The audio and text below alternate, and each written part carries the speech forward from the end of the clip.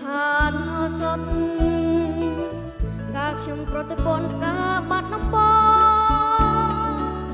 ដល់ចិត្តគុំរួចគួញកដេងសដែលបាត់ដំបងបងស្មាត់ចំប៉ាឥឡូវបានយល់ចំបៃសៀមរៀបប្រអូបជ្រួតជ្រាមគោលពេញអរ៉ាទ្រង់បងបានស្បាយពីរឿងស្នេហាដែលផ្កាចំប៉ាឲ្យរៀបក្រៀមក្រុមរយព្រួយរយនឹងរយសែនទន្ទឹងពុំឃើញដំណឹងដែលរៀមផ្ដែផ្ដាំកូនឡងផុតទៅជាយូរខែឆ្នាំតើឲ្យទ្រាំចាំលេចទៅពេលនេះចំបៃសៀមរាបបងអើយមានតែនាងហើយព្រៀងលោកតម្រូវ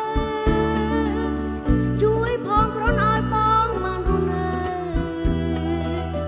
ជាគ្នាតទៅនឹងចំបៃអើយជំរាបសួរបាទអរគុណបាទ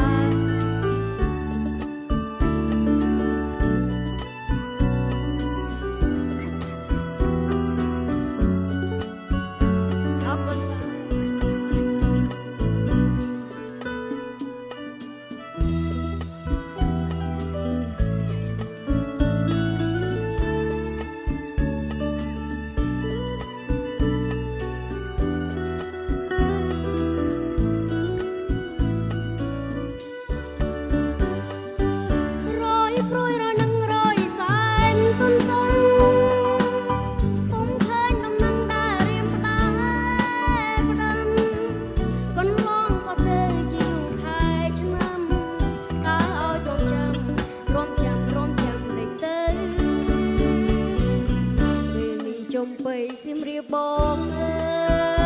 យមានតែនាងហើយព្រៀងលោកដំរើ